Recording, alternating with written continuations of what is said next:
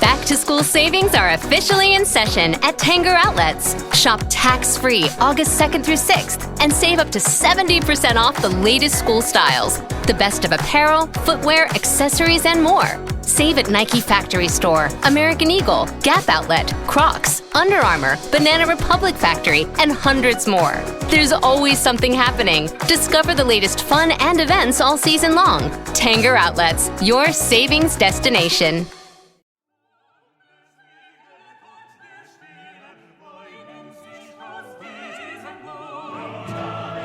Welcome to Die Hard on a Blank, the podcast where we explore the influence of Die Hard on action cinema, one action movie at a time. I'm Philip Gawthorne, and with me is... I'm Liam Billingham, and Phil. Yes.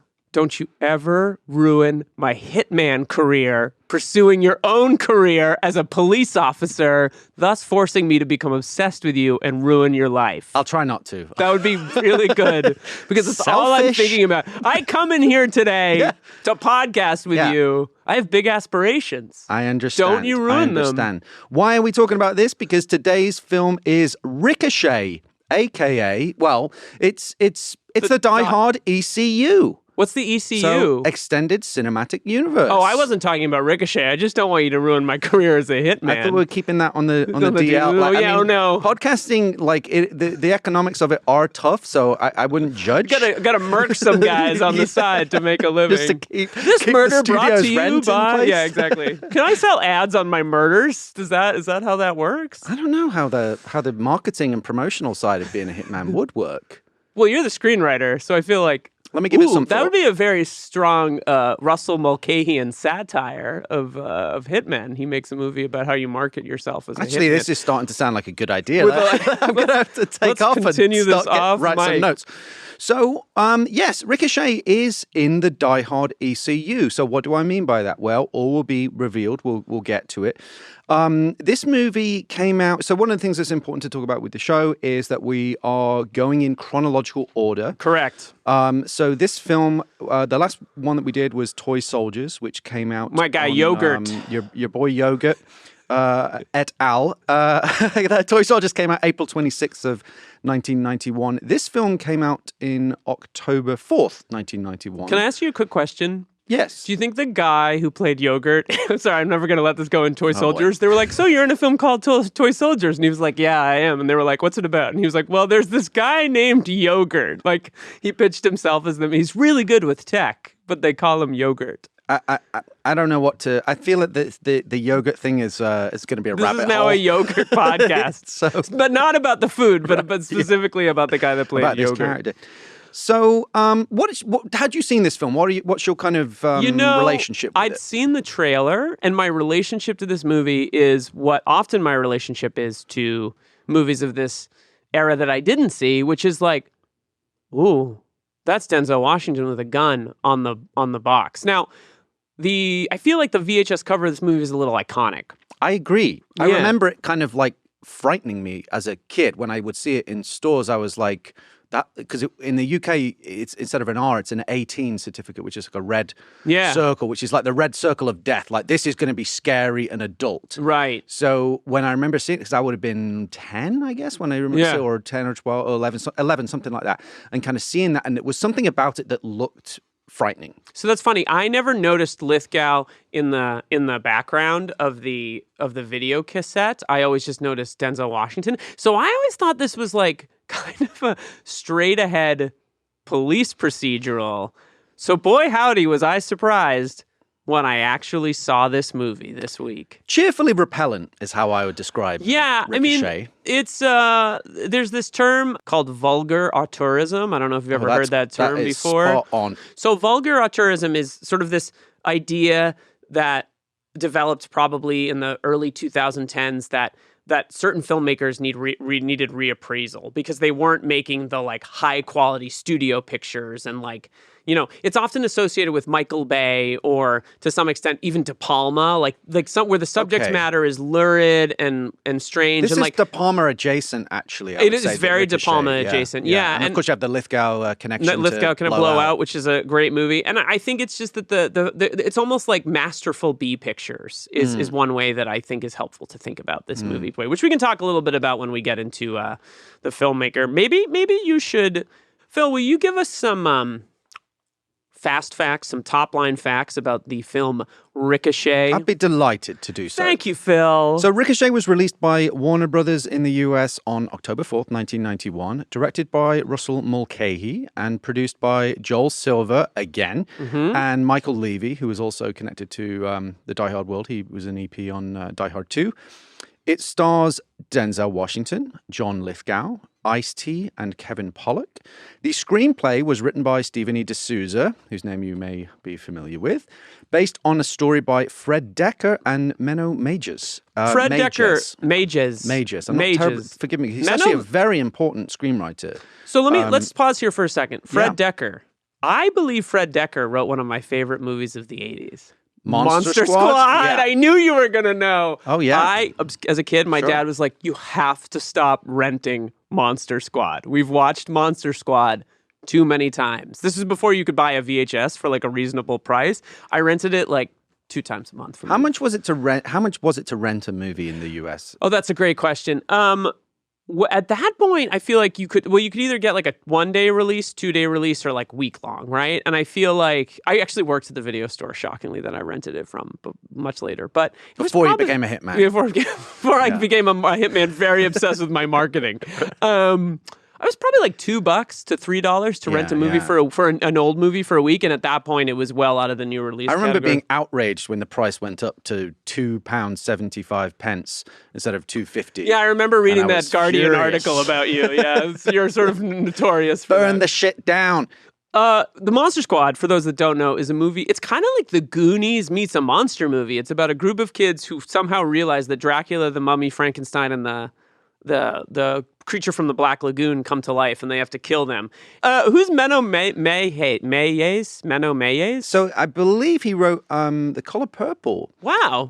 So actually a very distinguished screenwriter and really, really impressive filmography. But I don't want to talk too much about him because it may be coming up in trivia later on. So, how much money did this film make? So it grossed an estimated $21 million at the box office. There's no info. I did some research. There was no info on its exact budget. But I would guess this movie would be probably around 12 to 15 million. Okay. Maybe a little less. Maybe a little less. Maybe a little less, like an $8 to $10 million movie. Because at that point, Denzel wouldn't have, although he had won an Oscar for Glory as supporting actor, he wouldn't have the same fee that he would command. I mean, his fee now would be more than the entire budget of this movie, but it was I think it was a home video, success, and that's kind of why I associate this film very particularly with the home video era. There was something about that box that was like iconic. Yeah, it was. There was something very it was striking. Speaking of that, one of the things I thought might be helpful to mention is how you can watch the film currently. Free trial on Cinemax. Yeah, that's how I watched it. Annoyingly, it had been on HBO Max forever, and then as soon as we do it, of course, it comes off. There must be a mole inside this organization that's that time. But speaking of which, I have to cancel my Cinemax free trial, so let me just dial that up on the phone. It's a great way to circumvent the system. It's also a great way to forget that you signed up for it, and a month later be like, why have I spent $40 on AMC Plus, which has happened to me twice in my life. So, Phil. Yes. This podcast. Yes. It's called Die Hard on a Blank. Apparently. It's apparently not called the Monster Squad podcast. Yeah. It's called Die Hard on a Blank. Will you tell the folks at home, or in their car, or at the gym, or wherever they happen to be, what the term "die hard on a blank" means for the layman? Yes, for a Ricochet stan who's just like, "Ooh, there's a podcast about Ricochet. Gotta listen." Yes, for the uninitiated, Die Hard on a Blank refers to any action movie that utilizes this particular storytelling paradigm. Broadly, bad guys take over a blank. Bus, boat, golf course, roadhouse, whatever it might be, And Right. it's up to one man or woman to stop them. That's broadly the categorization. But our show, while we're going to look at all of the direct imitators, we are expanding the scope to look at any film that Die Hard has influenced or that contains Die Hard DNA. Absolutely. And I think it's also worth saying that it's a bit of an industry term for when you're pitching a project in the universe. You might say, oh, my project is Die Hard on a golf course. Sure, or it's shorthand. Die Hard on a bus, right? And yes, part of that is discussing the Die Hard DNA. Now, this is definitely not a conventional Die Hard Anna. But as you said early on, and I didn't realize this until you sort of pointed it out to me, it takes place in a potential extended universe. And along with that, probably the reason for that is that there are a lot of people that worked on Die Hard, that worked on this film. Yeah, so this is a revenge, as you pointed out, this is a revenge thriller. So therefore, it's a very different story shape to Die Hard, but it contains an astonishingly high amount of Die Hard DNA. Die Hard DNA. Die Hard DNA. We have, again, the ubiquitous producer Joel Silver, Michael Levy, as I mentioned, it was EP on Die Hard 2. Screenplay written by Die Hard co-screenwriter Stephen E. D'Souza. Same costume designer Marilyn Vance, billed here as Marilyn Vance Straker. And it also features a number of Die Hard cast members, one of whom is Matt Landers, who played the SWAT captain Mitchell in Die Hard. The Send in the Car guy? Exactly. Where is he in this movie? He plays Chief Floyd. He pops up at the beginning and is like bitching about like stupid rookie. He shouldn't have done his job and got that guy. He should have done. He's the Send in the Car. He's the send in the car. Send in the car. Send in the car. Send in the car. He's a Joel Silver staple. He also has a part in Commando in the SWAT truck that Arnold blows up. I haven't seen. I think he's in Action Jackson as well. I haven't seen Commando in a real long time. I should sort it out. Friday night, we should probably pop that one on. Hey, honey, what are you doing? You want to watch Commando? That's the battle that I'm constantly waging. And you haven't been home house. in 3 or 4 months, right? It's tricky, right? I do sleep on the couch a lot. It's watching Commando. So it works out. Some of the other Next Die up Hard, on Phil's sad couch watching, Lethal Weapon 4 with Jet Li. Yeah, it's all good. George Christie, who plays Dr. Hasseldorf in Die Hard. He's the author of the book Hostage, Terrorist, Hostage, A Study in Duality.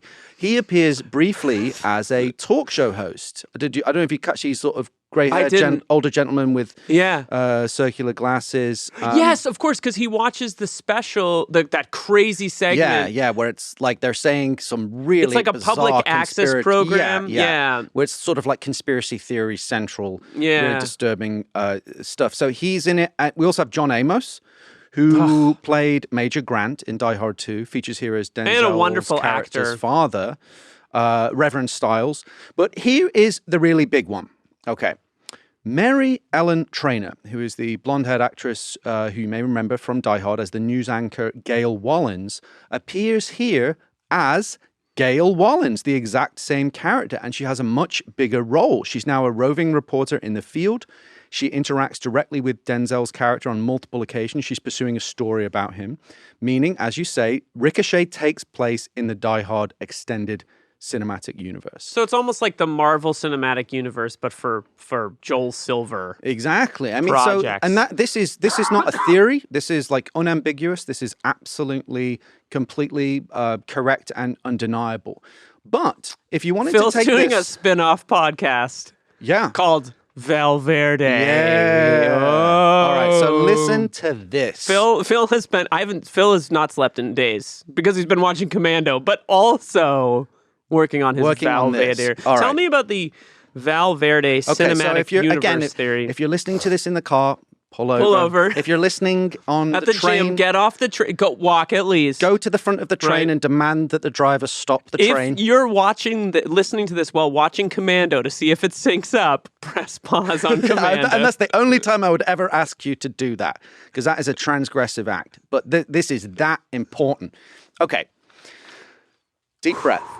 All right. Now, so speaking of the Valverde cinematic universe, to quote Hans Gruber, I read the article in Forbes. And I mean that quite literally, because there is an article in Forbes written by film journalist Daniel Baldwin, no relation, that goes into great detail about this. And he speculates that there's a total of 22 films that theoretically fall under the Valverde mega movieverse banner, all of which are Fox releases. But not from all Century Joel Fox. Silver. A lot of them are, But not all. but not all. So his theory was that this would include the entire Die Hard franchise, the entire Predator franchise, then the entire Alien franchise, which are connected to the Predatorverse via the Alien v versus Predator, crossover sure. films. Just sidebar, fun fact about Aliens. There's actually a piece of music from James Horner's Alien score in Die Hard.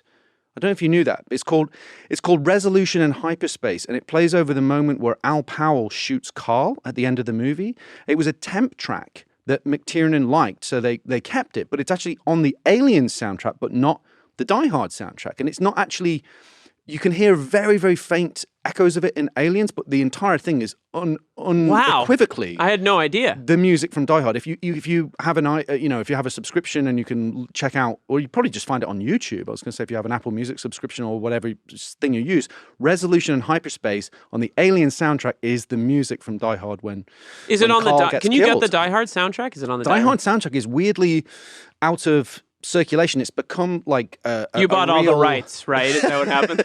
And buried it. No, it's become like very sought after in those circles, but you cannot get it anywhere because, believe me, I've tried. So I believe it. Back onto the Valverde movie Megaverse. Now, if you include the Aliens films, there's another film that you could make an argument for, which is Underwater. Also a Fox release. Now, I was a contributor on Underwater, and I do know a few bits of interesting... Wait, are you Kristen Stewart? Look, what I do at night is none of your business. You contain multitudes. Don't worry about it. So I do know a bit of interesting inside info, and all I'm going to say is if you're curious about this particular theory about how Underwater may be connected to the Alien universe, watch the film very closely at minute 18, because there is an interesting Easter egg for the eagle-eyed. Minute 18 of Underwater. Minute 18 of Underwater. Which I believe is on Hulu. Buy the movie on Blu-ray or iTunes because I'm on the commentary track. This is such a... What? This is just a long theory so you could sell Look, DVDs. Listen. We're going to promote your Hitman business. So just, X-nay on the Hitman quid set. pro quo.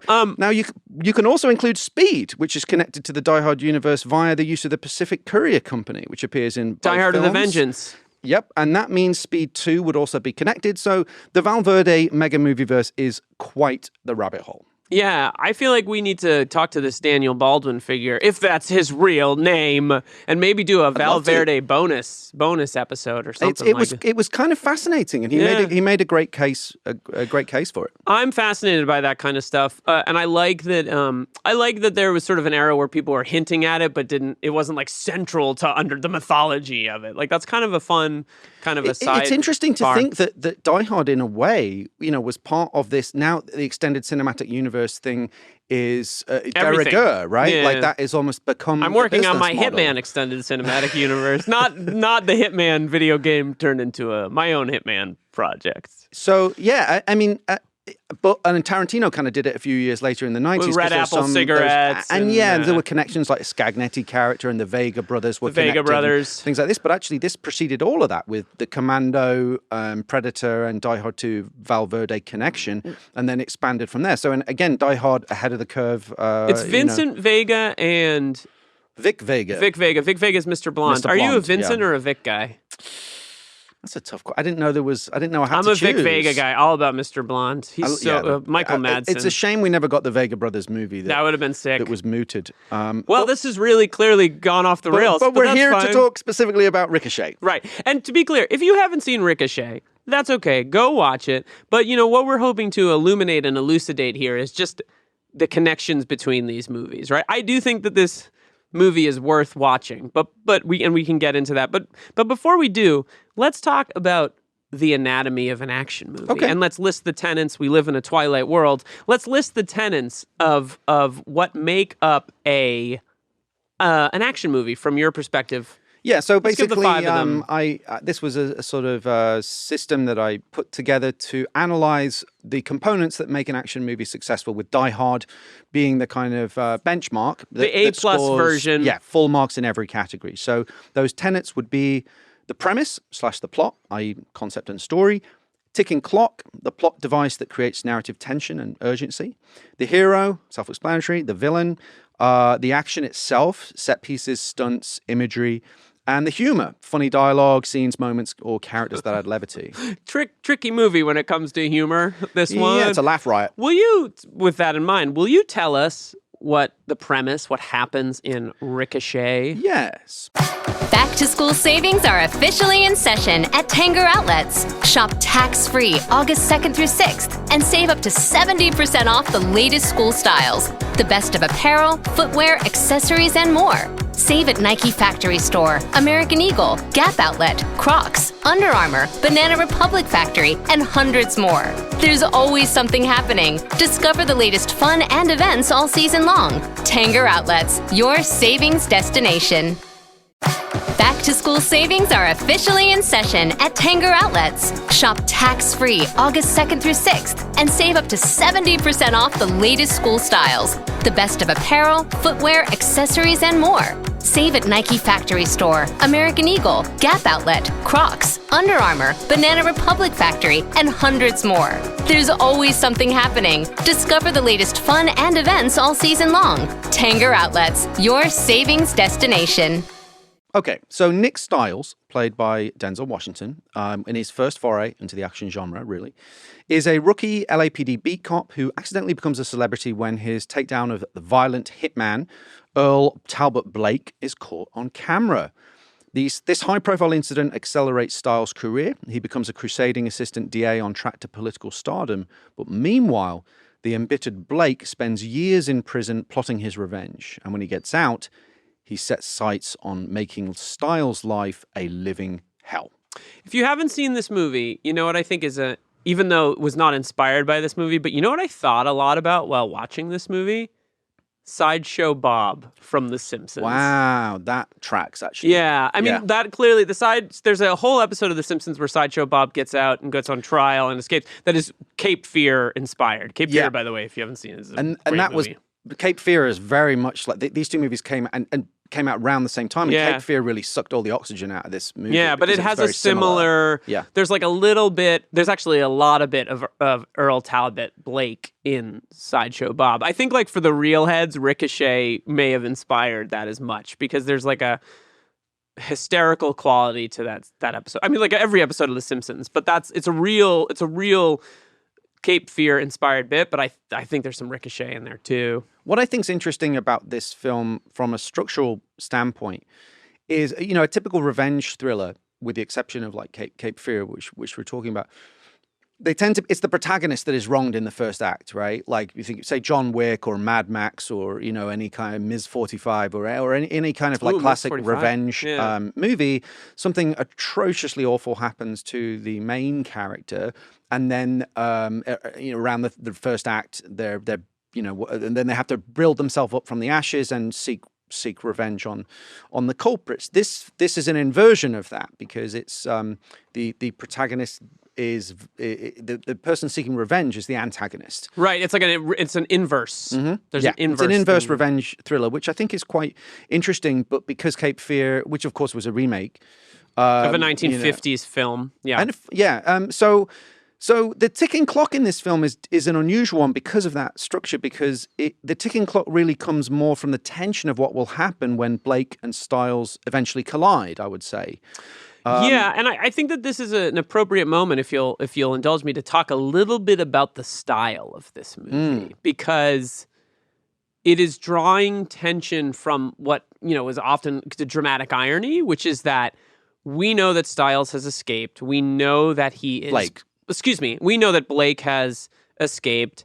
We know that he is slowly exacting his revenge on Nick Stiles, played by Denzel Washington, but nobody else does or believes Denzel Washington, right? So Nick Stiles. Mm-hmm. So there is a bit of a dramatic irony and a bit of like I would say almost like a Hitchcockian like gaslighting quality to this movie. Like the lead character, everyone's being gaslit into thinking he's crazy, right? Or whatever. Right. But this is not a measured piece of filmmaking. This is lurid. It's lurid. It's preposterous. It's melodramatic. It's larger melodramatic. than life, but not in the way that, say, Roadhouse was larger than life, where there was a sense of fun to it. This is quite oppressive and quite ugly. It's an ugly movie. Nihilistic and mean. It's a mean movie. It's a mean movie. It's mean-spirited.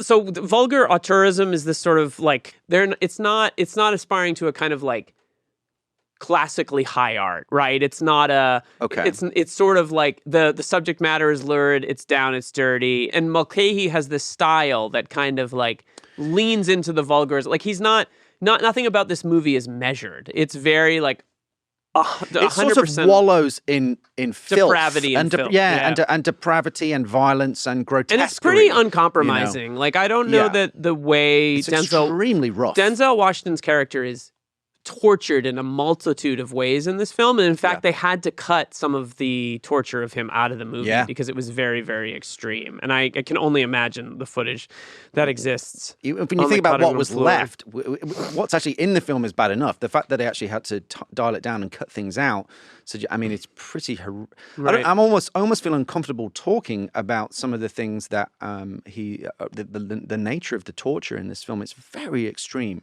We've said that a couple times. This is a nasty movie to watch. And, you know, it's funny. I was watching it.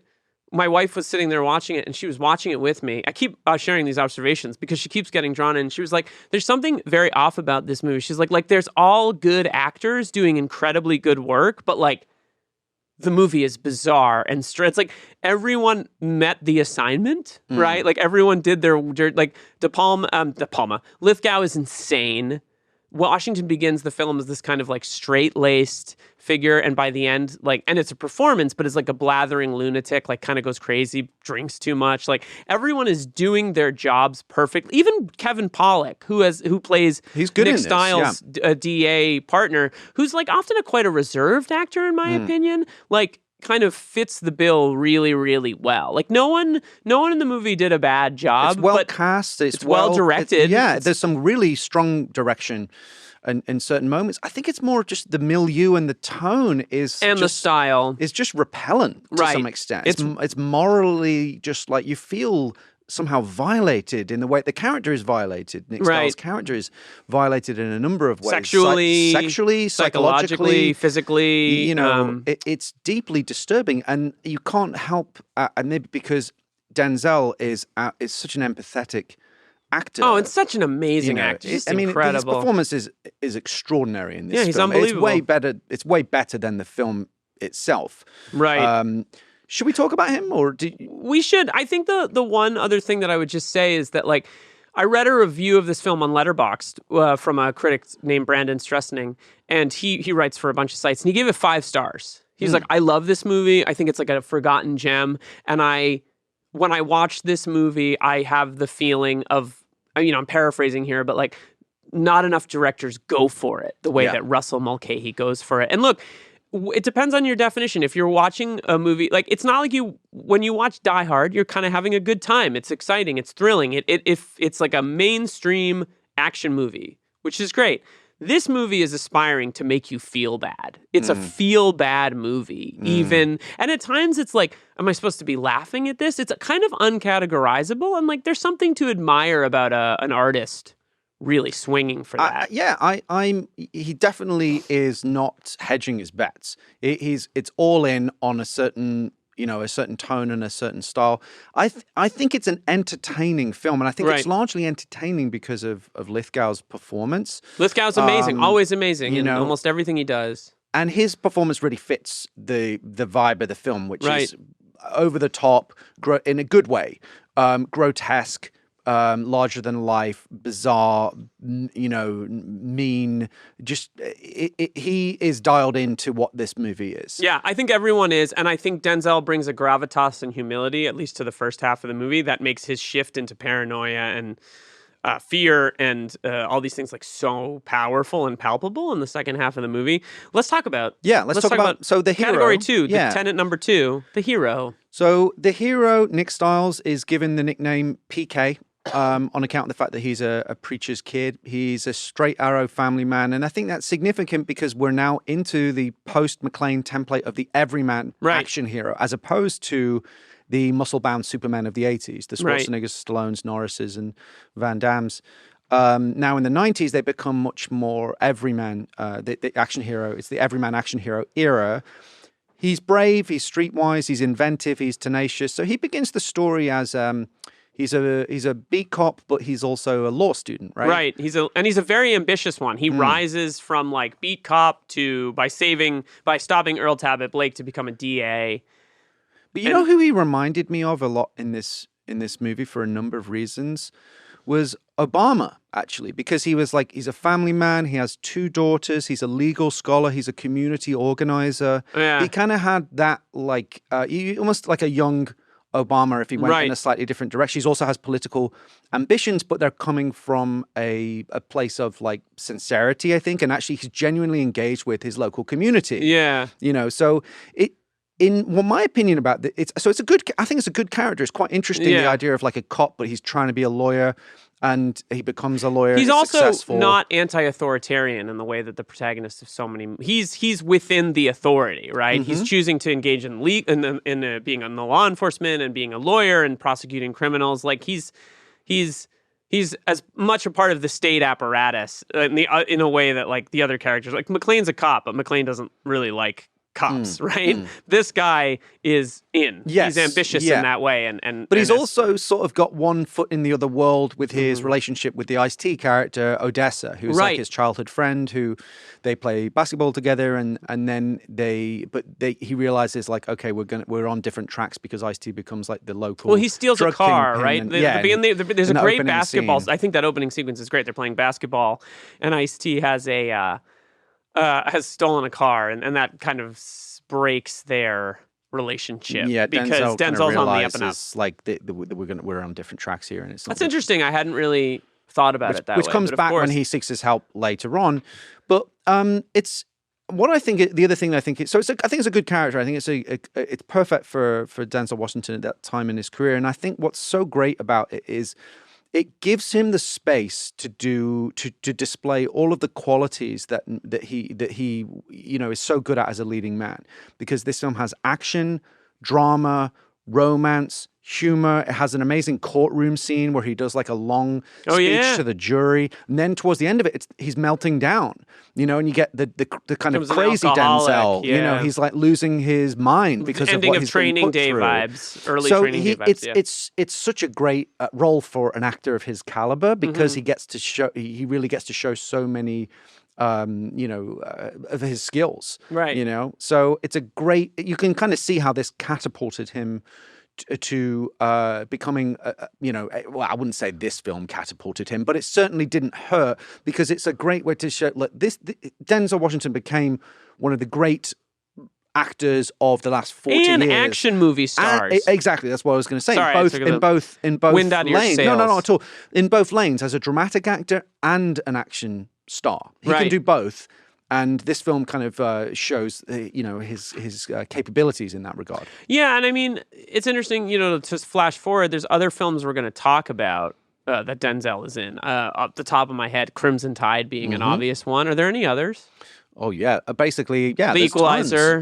Man on Fire. Oh, Man on Fire. A movie I'm absolutely obsessed with, Deja Vu, which I love Deja Vu. An extraordinary movie. It's an amazing movie. Yeah. But we'll get there later. Yeah. But I think Crimson Tide is an interesting thing to talk about, because his performance in Crimson Tide is basically the first hour of this movie, and the kind of character he plays. Yeah. Measured, modeled, controlled, virtuous, modulated. Got great values. Thinking man, questioning authority a little bit, and sort of like having a little, maybe even more in Crimson Tide. There's I don't know if it's an anti-authoritarian very intelligent streak, but sort of looking at these things and thinking through them. Yeah, I mean, he's great. I mean, Denzel Washington is one of the great, movie stars. I kind of, I saw him do it. He said this thing I thought was very interesting recently. I saw a clip of him as himself speaking about acting, and he was saying that, in his opinion, there's no difference between stage acting and film acting. He was like, you just tell the truth. You tell the truth. And he was very intense about it. And it's a really amazing clip if you can find it. But it was just one of those things that illustrated, wow, even when he's not in character, this man has so much power. Yeah. In his, just how he it's almost like his words could bruise you, because he's just got such potency in how he speaks. Yeah. You know, he's such a tour de force. Even when he's just himself, he's just got such natural authority. Right. You know? And he's so reputationally liked, right? I think it's just, I mean, no one doesn't love him. Yeah, I mean, he's such a great... He's just such an you never hear me like, I don't know about that Denzel Washington. No one has ever said, like, I don't like Denzel Washington as an actor or a person. No one. I don't think I've ever heard that. He's sort of universally loved because he's so exceptional. He also draws an interesting comparison that we've talked about before, which is a great action movie star can also do Shakespeare. Because last year, I think he appeared in a filmed version of the Scottish play. The play. We won't say the name. Yeah.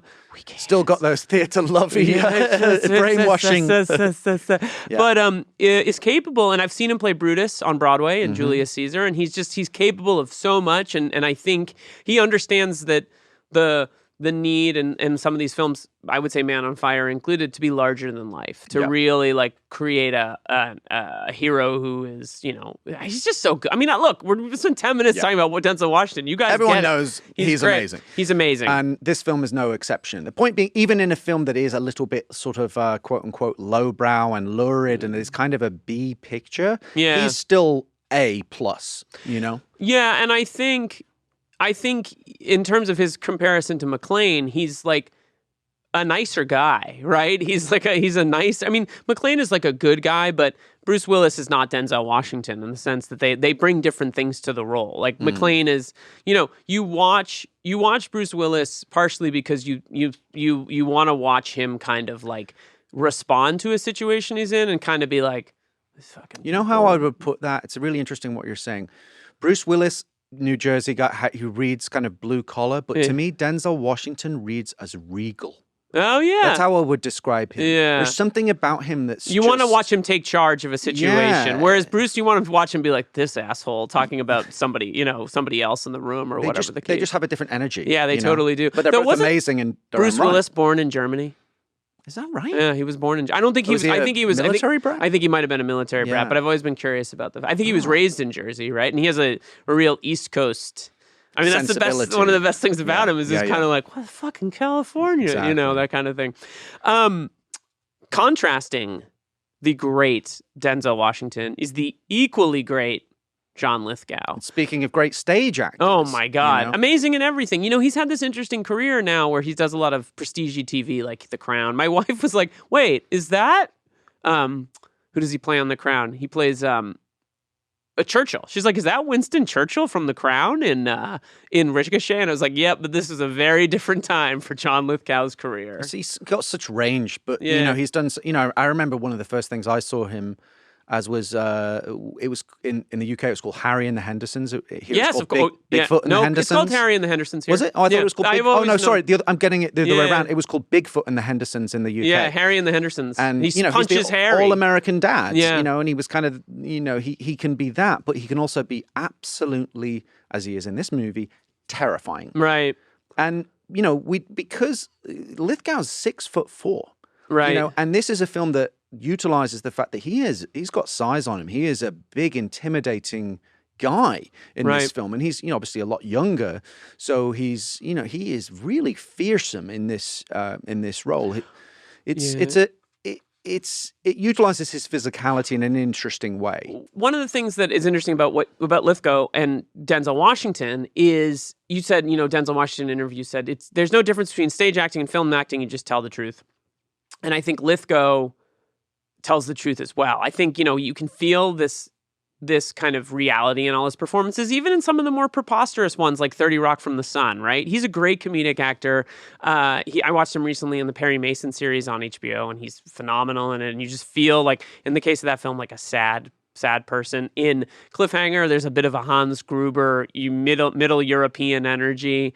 But in this film, I think this is probably one of the most, in a career of pretty out there performances, this is an extreme performance, right? Yeah. And I feel like one of the things that's interesting with this movie is, like, when it came out, look, there were a lot of questions about like racial antagonism in the movie, or maybe sexual questions of like sexual deviancy and all this sort of substance of what the movie might be about and what some people found controversial about it. And I think what's interesting is it feels as though Mulcahy said, like, guys, lean into all of these like elements of what this movie is about. Like, yes, this is a revenge thriller, but you guys like lean into it. Like, don't think about naturalistic psychology. Think about like creating the most extreme versions of your character, right? Which is not necessarily something that like we as watchers of things that are often created like in a realistic, I don't want to say naturalism, but like, most acting in movies is considered to be all about being realistic. My reactions to my scene partner are realistic. I know what I want from this scene. And it feels as though, he was like, play the ego, like go as far as you possibly can. And he found two actors that, really that I think that works really well with. And so some of the questions of what the film might be about are sort of embodied by the extreme choices that the people involved with this movie made. It's not interested in subtlety in any way, shape, or form. And there's to its sometimes I think to its benefit because it makes it like just wildly entertaining, and sometimes I think to its detriment. The scene that bothered me about that was the scene where Denzel does this amazing sort of Grisham-like courtroom speech to the jury, which is his sort of final words to the jury, and it's a great scene. But there's bits with the other lawyer screws up his paper, and it's like, I wrote it down. He crumples up his paper paper, as if it's like, all is lost. Like, I don't even have a chance against this speech. And even the judge is looking at him like admiringly, as if like my belief in the law has been restored. And it's just like, you didn't need to do that. Yeah. Like, don't tell us how to feel. We know how to feel because his speech is so powerful, and it's a brilliant act of being very truthful. The only thing I would say it doesn't trust us to like get the point, and that annoys me a little bit as a viewer. And I think the only thing I would say in opposition to that is it feels intentional. Like it feels there's moments in this movie you're like, why is this cartoonish? It is cartoonish, and tonally it's a difficult movie, right? But it's like you can sort of appreciate how far it goes. So one of the things that I do think makes Blake and so interesting and entertaining is that he's clearly having fun being so appallingly evil. Right. And I think that is a quality that he shares with Gruber, but that's where the similarities end, because he has none of Gruber's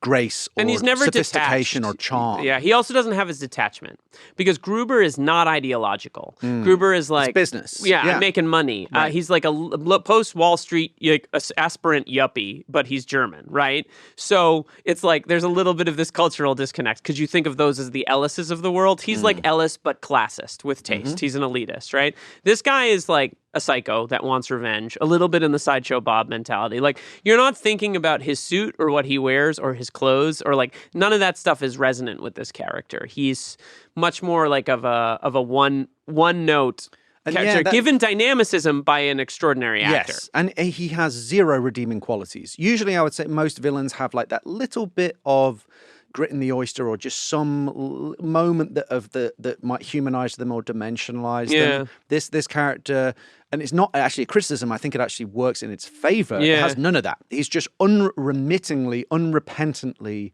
non-stop, 100% evil, 100% of the time. There's not a single line, I think, where he treats anybody with anything less than utter contempt and hatred. Yeah, even except in a weird, perverse way, Denzel Washington's children and babysitter. Oh, yeah. Who he's like weirdly tender with. But that's But it's so menacing and strange. But that's because it serves as an agenda. But I want to bring up one thing. What did you think of his sidekick? Kim. His character is called Kim. He's played by Josh Evans. Do you know who Josh Evans is? No, who's Josh Evans? Hey, Phil, who's Josh Evans? Well, he is he's the son of Robert Evans and Ali McGraw. Whoa! Robert Evans being the famed studio boss at Paramount, Chinatown. He was just played by Matthew Good in the series The Offer. And wrote an amazing book brilliantly called The Kid Stays in the Picture. And is a documentary as well. Main figure, one of the main figures in the book, The Long Goodbye, which is about the making of Chinatown, which is by Sam Wasson, which is one of my favorite books. Of the last a legendary Hollywood figure, and a legendary His Hollywood son. movie star, Ali McGraw. who famously left Evans for Steve McQueen when they met on The Getaway, the Peckinpah movie. So it's an interesting. I'd leave someone for Steve McQueen. It's pretty hard. Yeah, or Carrie Lowell, but that's a separate conversation. Tough situation. So yeah, he basically the Earl Talbot Blake character has this sort of bootlicking sidekick, but it does have a slight like sexual, obsessive homoerotic relationship. There is some, and one of the things you touched on the sort of potential idea of the sexuality that may or may not be going on in this film. It kind of dances around it. You know, it sort of dances around that issue. But when that was drawn to my attention, I looked at it again sort of through that lens. And the first thing that Blake says to this character, Kim, is, "What do I have to do to get you to shut up? Tie you up and gag you?" Yeah. And that was a line that I didn't just washed over me. But then when I looked at it and I thought, hang on a minute, is there something more going on between these two characters? Yeah. And because it's almost he's such a sycophant. This Kim character, about how appallingly he's being treated. Yeah. It's like an abusive relationship in a weird way. Well, there's something Renfield Dracula about it too. That's what I thought a lot of it. It's like he's possessed, and like there's something Dracula, Vlad the Impaler about Lithgow's character in this movie. And this is kind of what I mean where I say like the subtext is the text in this movie. You know, there's a really strange scene in this movie that I just want to touch on, which is when Denzel Washington is sort of, after he's been like literally sexually assaulted and psychologically assaulted and is like at the lowest point in this movie, he's watching TV and he watches this very bizarre like public access late night TV show where an African American man is rambling about I believe AIDS. Is it about people putting AIDS in vending machines? It's like a bizarre conspiracy theory. And like there's corollaries probably with like, you know, topical things in the conversation around AIDS and when this film came out in the 90s. But it's this weird scene where like, are we supposed to assume that Denzel Washington, this is like some kind of example of the psychosis that Denzel Washington has experienced? It's because he's paranoid and he's delusional. And it's again this thing where like Russell Mulcahy was like, let's not be subtle about anything in this movie. And as a result, some of the things that the film could be about, whether it's race or sexuality, become like lurid plot points, which I don't taste is strange and it's very provocative, but not necessarily in a way that's kind of a bit offensive at times, I would say. Especially 30 years later, right? And there's a lot, like there's things you could speak about that, but I don't know what there is to say because they're so on the surface. It's so superficial. And you know, there's probably an academic or intellectual reading of it that is more complicated. But like in terms of an action picture, it's not that you don't want an action picture to be complicated. I think that's absolutely not true. I think that the human dynamics are really interesting. But this movie just spends a lot of time rubbing your face in it. And another interesting example is that character's name, Josh Evans's character's name. Kim takes Earl Talbot Blake to a bar that's like, you know, a sex club, some kind of S&M fetish club or and something. Like Earl Talbot Blake, I think tellingly is like disgusted by it. So you got to wonder like, what does that say about his psychology and is you know these things? And you know, you pointed out that there might be in the film like a weird equivalency between homosexuality and deviancy that's going on in the film. I think that's what the film tries to its massive detriment. This was a period of Hollywood where there were the portrayal of non-heterosexual characters was particularly egregious.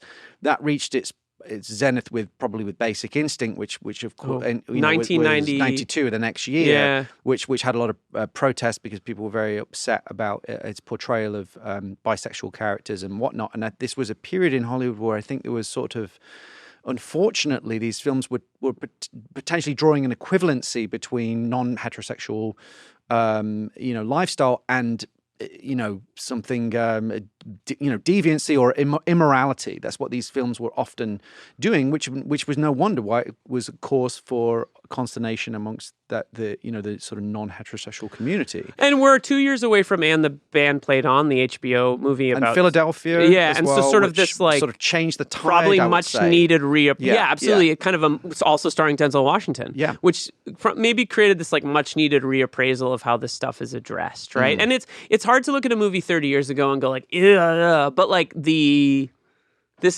movie. Okay, let's put it another way. This movie doesn't like play 30 years later as well as maybe it did. And we're thinking about different things. Like the culture has thankfully moved on away from, in some ways, from some of this thinking, right? Yeah. Especially Hollywood representation. I mean, it's not overt, but I think there is an undercurrent there that if you look at it through that lens, you can kind of see that maybe it was cut out, or maybe it was toned down, or maybe even it was something like an actor's secret, that this was something that was being played. But I think the Renfield Dracula thing is spot on, actually. There may or may not be a sexual undercurrent, it's not for us to adjudicate, but it does sort of hint at it without committing to it. Well, and also to speak to like Dracula, the Francis Ford Coppola's movie Dracula, which I think is a masterpiece, comes out in this period, and it's like pretty horny. Like that's a horny movie that suggests a lot of sexual relationships that I don't think were necessarily writ large in Bram Stoker's book. Not that they weren't there, but like the movie sort of capitalizes on the sexuality of Dracula. So there's an interesting correlation in there. But I think, I didn't think of it until now,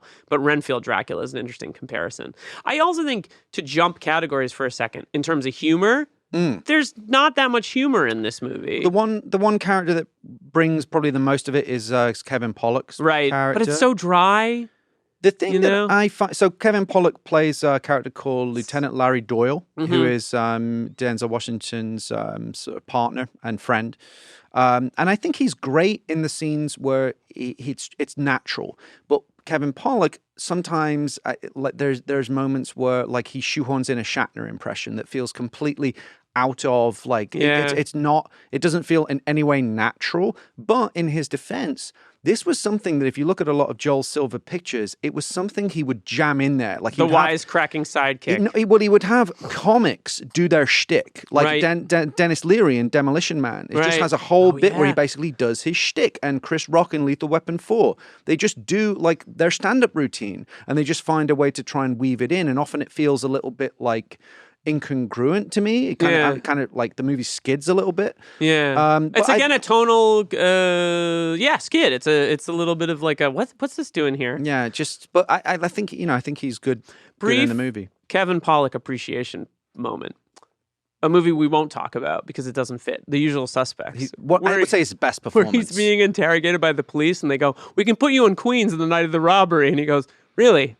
I live in Queens. What do you got, a team of monkeys working on this around the clock?" He's brilliant in that. It's truly one of the funniest. When he isn't playing for laughs, right? I think he's funnier, actually. Yeah, but if we were doing the Usual Suspects, that would win best quip. Oh, it's full of them. Action. Good action in this movie. Enjoyable action. Visceral action. Yeah, visceral's a good word for this film. Not exciting, but extreme, and at times maybe intentionally haphazard. I mean, I think that scene at the beginning that is the catalytic event for the movie where Denzel Washington takes down Blake. That scene, so basically to set the scene there, it's like a sort of carnival type event, and Denzel's there with Kevin Pollak, and they're just walking their beat. It's this Festival of St. Gennaro. Right, okay, forgive me, I didn't know the exact thing that it was. Where is that? What is that? What is It's that? a big Italian festival that, it's really big in New York City. I that's actually the first, because this film takes place in L.A., but it has to do with a specific Italian saint. I don't know too much about it, but I do know that it's often celebrated in a way where, like, you have, different types of food, different kind of things. It's a street festival, essentially. Right, a festival, I was using the wrong term. But basically, in the back, they're just walking their beat, and then Blake is trying to take down a drug deal, right? Which is an inside job, and he's working with Kim. One of those actors is the cocaine guy from Clear and Present Danger. Miguel Sandoval. Miguel Sandoval. He's a great actor. Yeah. Amazing. Can't work. wait to talk about Clear and Present Danger. And that kind of goes bad, and as Blake is trying to escape, Denzel intercepts him, and there's a standoff, and ultimately it leads to Denzel like stripping off his clothes, which has also got a little bit of a, is that, why does he take his clothes off? Why do that? Yeah. To distract him? Like, what, or, it's also because six-pack abs, baby. I bet Joel Silver was like, dude, you look great. you look great. And he ends up pulling a hidden gun from his jockstrap. I mean, this, if you were to do a Freudian analysis of this, it's pretty... I generally take mine out before I podcast, personally. The backup piece? Yeah. Look, it's weird because it's you spend a lot of time puzzling over what you're watching as opposed to being like really rooted in. There's a later sort of prison riot sequence that's a little bizarre where they escape from the prison and like I don't think this is a great action movie, to be totally honest. No, and some of the violence is more psychological violence or unusual violence. Like there's a bit where he's shot with a speedball of heroin, which reminded me of like French Connection 2. Oh, good movie. Which I love. Yeah. So it's some things like that where the violence is unusual or weirdly sort of creative in a horrific way. But one of the other things, and I think there's also an interesting, like, there's that crazy scene with Jesse Ventura, who is in this movie. The gladiator fight in the prison. Yeah, which is from the director of Highlander, so it kind of makes sense that there's this weird sword fight kind of sequence. But it again, as you said, you're puzzling over what you're watching. They're strapped with like yellow pages, books and as armor and fighting to the death like there's no guards around. It's just this movie doesn't take place in the real world. It doesn't. And what interesting to note there is that times. he's aided and abetted. Earl Talbot Blake is aided and abetted by escape by the white supremacist prisoners. But the movie, whether or not it should, doesn't do anything with that. It's interesting that Blake does not identify as a white supremacist. There's no attempt at like applying like race or politics to him as a character, or I guess I should say like racial, opinions, or like he's not. It doesn't affect his motivation. Yeah, and he doesn't as say far as we can see. His behavior says something, but he's not like doesn't speak about being racist or any of these things. Like he's just kind of this like empty slate, except obsessed with revenge. Whereas like, we mentioned Cape Fear earlier. One of the best scenes in Cape Fear is when De Niro is in the movie theater cackling with laughter. Yeah. You get like a sense of personality. Like you could see the guy kind of like existing in the real world. As you pointed out, it's hard to feel that way about this character. It's slightly comic book. It's slightly it's slightly outside reality. Well, it's slightly horror movie, actually. Yeah, but that's what's kind of part of the tension of the film, because Denzel Washington is in a realistic thriller, and because he is incapable of playing anything other than the truth. Right. And some of the other people and the direction speaks to more a comic book, over the top, lurid, melodramatic shit show. Well, to your point, there's later in the film, there's a middle section where Denzel's pretty melodramatic, completely convincingly so, where he's kind of like talking to himself and crazy. The situation demands it, so it feels honest. But then at the end, there's a sequence where he's on the tower threatening suicide, right? Because and Talbot bizarrely doesn't want him. Earl Talbot Blake does not want him to kill himself because that would not like fit in with his plan. Which was criticized, by the way, in some reviews. Like I actually think Gene Siskel and Roger Ebert. It doesn't make sense. It doesn't make sense. Like, who cares? Who cares? Yes. At this point, his life is destroyed. Yeah. But it's all a performance. Denzel Washington is faking it. He's actually like restored his faculties at this point in the movie. So the scene where he's his most insane is Nick Stiles giving a performance to convince John Lithgow that he's crazy. Now, the other thing I would say about the finale of this film that is interesting, because the events lead to the Watts Towers, which are an institution iconic in LA. They're part of the story because Nick Stiles is trying to use that as the basis for a community center that he's building. So the Watts Towers are set up, and if you're not familiar with them, they're these sort of gigantic metal structures that almost look like pylons, reaching into the sky. And so that's where events end up at the end of the movie, with Denzel climbing up that tower. Now, I don't know if you noticed this, but he's wearing a white vest. I did not notice that. Yeah. And there's a helicopter circling overhead, right? This is total Die Hard land. Die Hard DNA. Now, apparently, Joel Silver, we talked a lot about helicopters and how much I love them. Apparently, Joel Silver insisted all his films have helicopters in them at some point. Are you sure? Have you checked into your parentage? Have you looked into like... Dad? Next time you see Joel Silver walking down Melrose, you got to be like, Dad! I've got to accost him. Yeah, you're wearing a Last Boy Scout, your Ricochet pants, your Die Hard hat. It is weird, but yes, and then again, like Die Hard, spoiler alert, the villain falls to his death from a great height. Right. While a helicopter circles above LA in the sky. So the coda, and also, not only just that, but the coda, the epilogue with the hero getting their own back on the sleazy tabloid journalist in the What does aftermath. he say to her?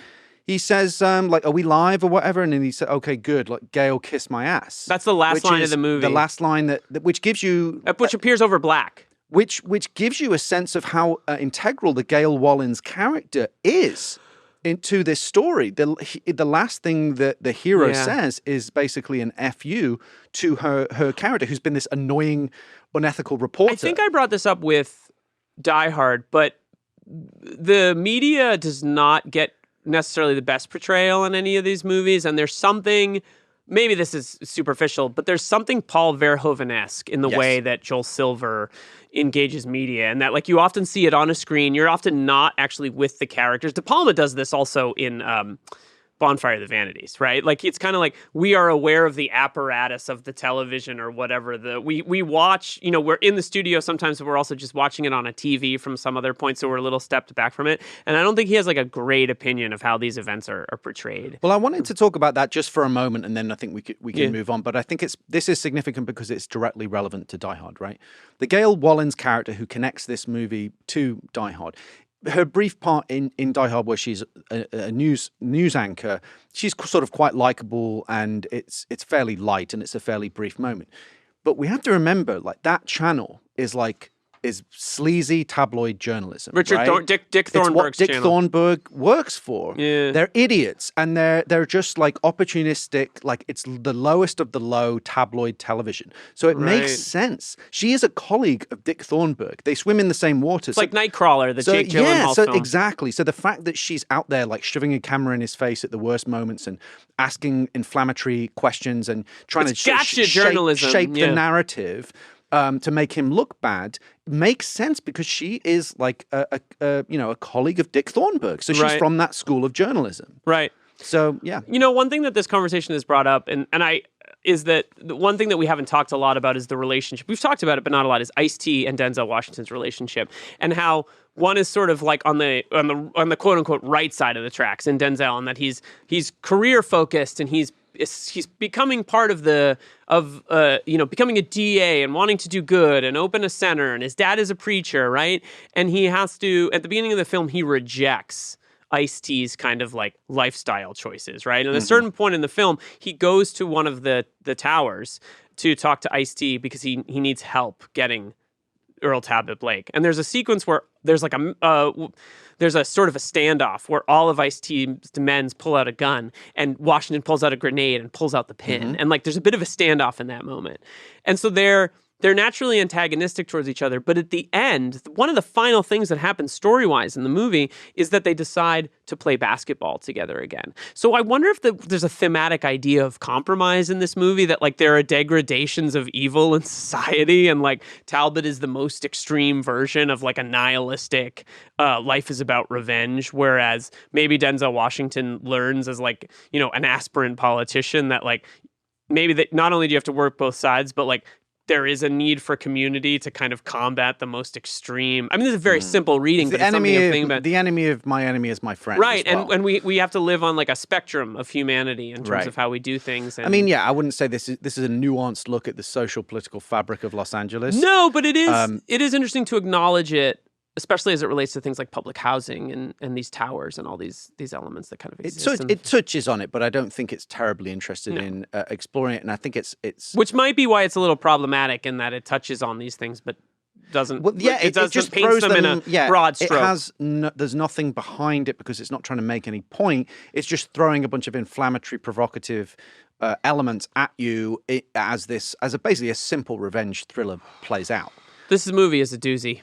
It's real doozy. By the way, I do kind of dig this movie. I think it's worth watching. I mean, look, we set out with this podcast. It's entertaining. And we also set out, it's entertaining. It's fun to watch in a lurid way. And also we set out to say that like action movies matter. And so there's, there's resonances in every movie, even if, similar with Toy Soldiers, where we kind of came upon the Peter Pan conclusion of it, right? Well, you did. I thought it was a very astute, astute analysis. Thank you, Phil. Let's talk some awards. Yay, get the tuxes out. Get them out. Okay. Okay. All right. It's time for...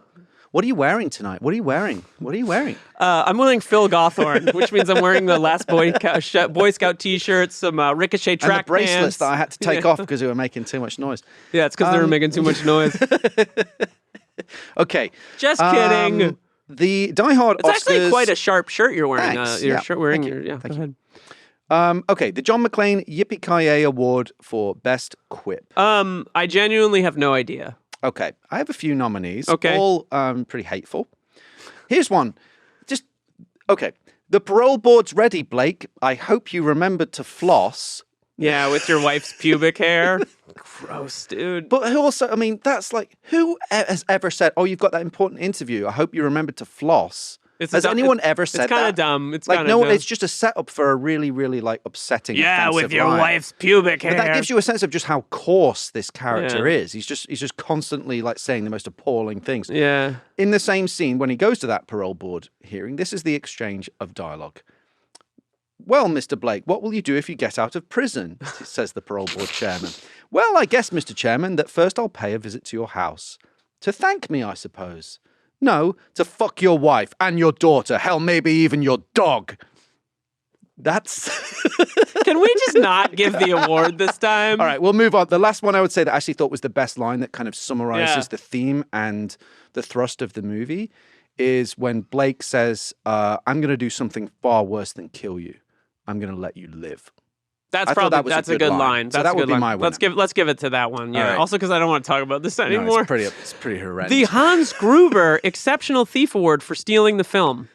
And our nominees are... Give it to me. John Lithgow as Earl Talbot Blake.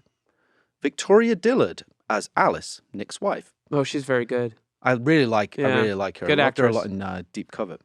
Ice-T as Odessa, Nick's old buddy from the streets, now the local drug kingpin. Kevin Pollak as Larry Doyle, Nick's friend and LAPD partner. Can I offer one Please? more? John Amos as PK's dad, as Nick Stiles' dad. If only because it's nice to see John Amos not play a blowhard and like, kind of do something a little more like Softer and like a fatherly, character, paternal kind of thing.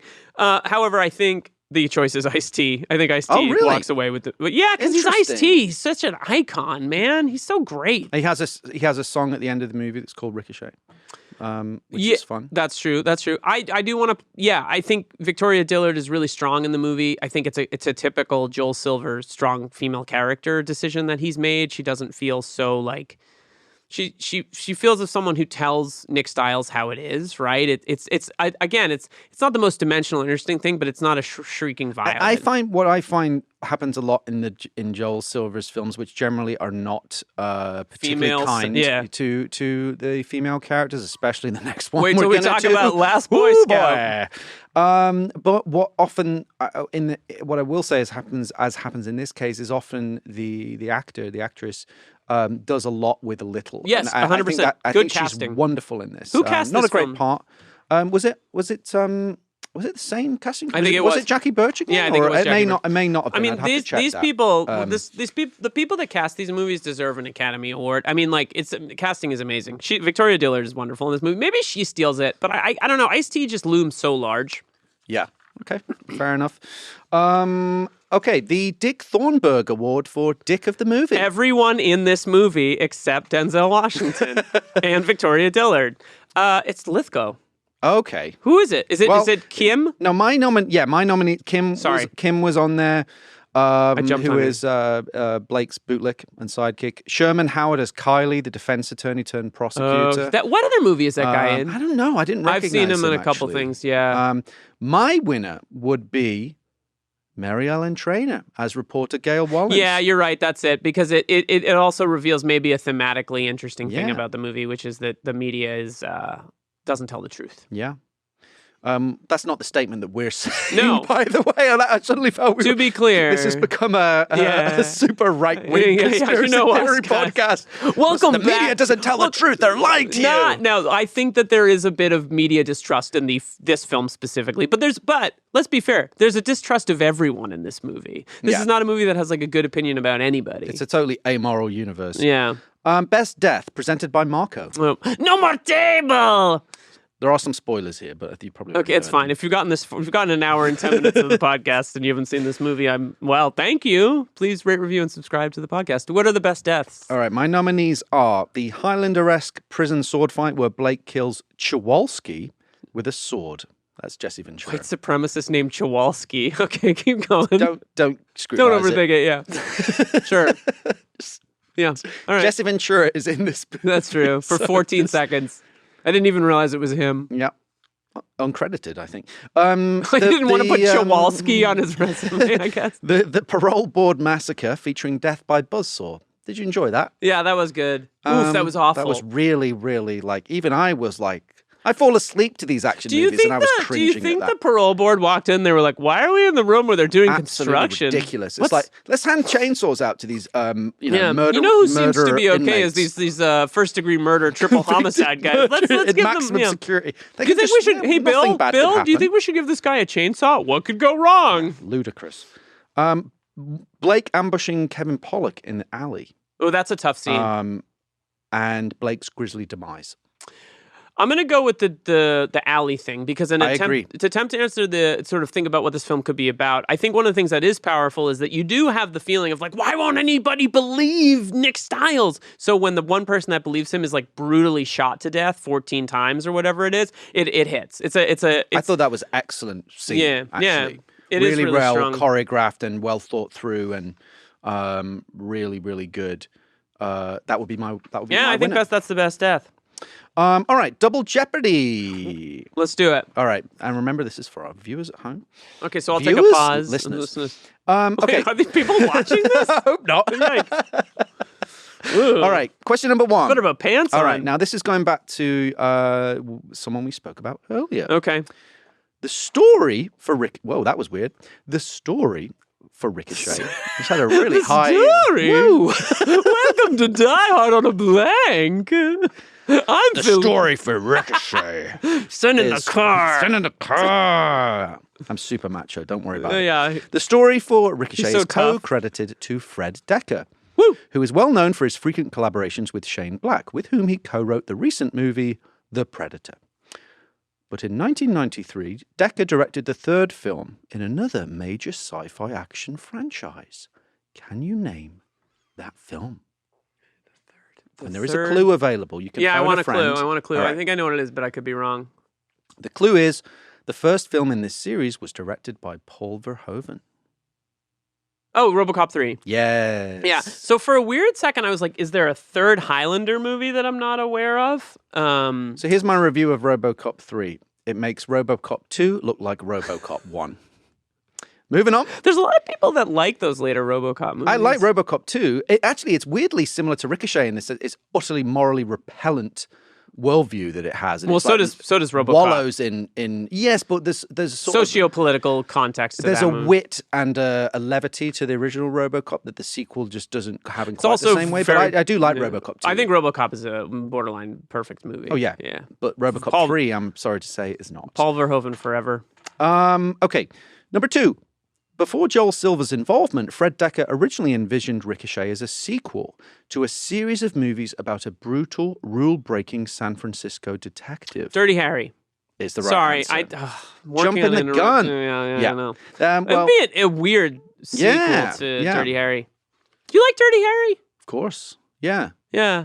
Yeah, I mean... Talk about something that has aged weirdly. Yeah, that's what I was about to say. I did watch it recently. It was like, ooh. Yeah. Probs. I mean, Clint made so many amazing movies, but they're just of their time. Yeah. Mm-hmm. It's great though. I mean, the politics of it not so much, but as a piece of entertainment, amazing character. Also cool. The whole tracking down the serial killer element's really interesting. One of the things that I love though about Dirty Harry is that Cobra features is like a Dirty Harry movie in the 80s, and 2 of the cast members are from Dirty Harry are in Cobra. One of them basically playing the same character. Yeah, that's weird. Anyway. Cinematic universes. Speaking of, and our final question is, the other credited co-writer on Ricochet is Menno Meyjes, forgive me if I'm mispronouncing his name, who would go on to write another action thriller starring Denzel Washington and Bruce Willis. Can you name that film? And again, there is a clue available. Yeah, clue available. I can't believe I'm not just pulling this out, but give me the clue. It's not the most obvious one. All right. The film was released in 1998.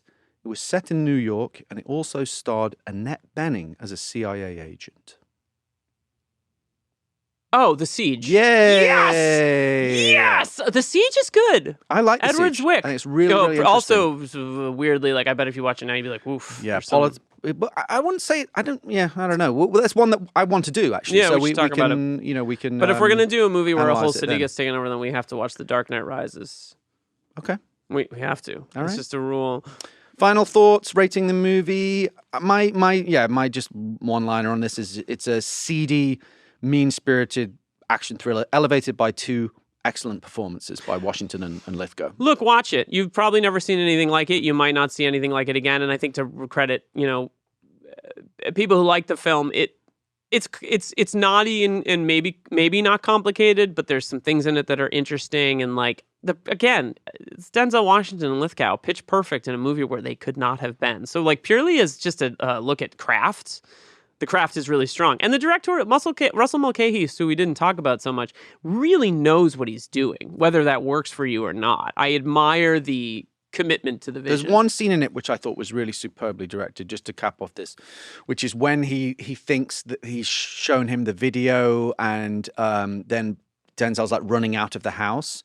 And the way that the camera moves and pulls down the street is really dynamic. And also, Denzel is wearing a pink robe that he may have borrowed from Brad Wesley from Roadhouse. So, and I'm all here for a pink robe. You love a pink robe. He's wearing one right now. Hence why my... Listen, if you've gotten this far into this episode on Ricochet, you probably enjoy this podcast. So please rate, review, subscribe. Wherever you listen to podcasts, Apple Podcasts, Spotify. It's good. Helps the show climb the ratings. More people will hear it. If you have a friend that likes action movies, tell them about it. That is the most important thing you can do, is tell your friends to listen to this podcast. That's how the show grows. That's how that happens. It's super, super helpful. If you want to talk to us, you can find me on Twitter at Liam G. Billingham. And I'm also on Letterboxd, where I am making a list of every film that we talk about in this podcast, and you can find links to the show there as well.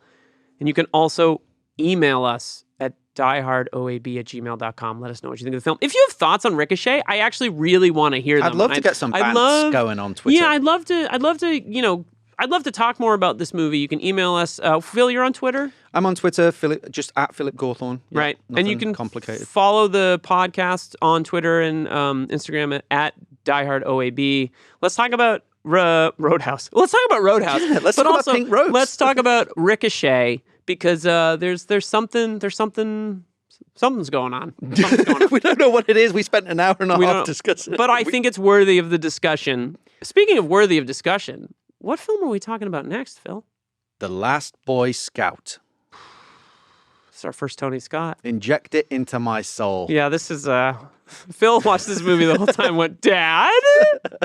I'm Liam Billingham. I'm Philip Gawthorne. We'll be back next time with some new FBI guys, I guess. Die Hard on a Blank is a podcast hosted and written by Philip Gawthorne. Liam Billingham co-hosts and produces the show. Mike Mayer and Michael Sugar are the executive producers.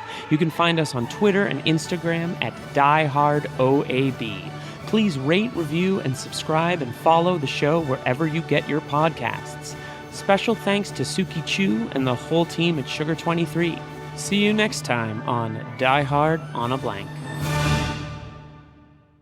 Shop Plato's Closet tax-free August 2nd through 4th for back-to-school styles. We sell the trendy, gently used styles you need to make a difference in the world and in your wallet for back-to-school shopping. Save up to 70% off regular retail prices by choosing recycled styles. Save even more when you shop tax-free this weekend. Make a change that others can respect and repeat. Shop Plato's Closet in North Charleston and West Ashley this year for your back-to-school looks. Plato's Closet, located in West Ashley on Sam Rittenberg Boulevard and North Charleston on Rivers Avenue.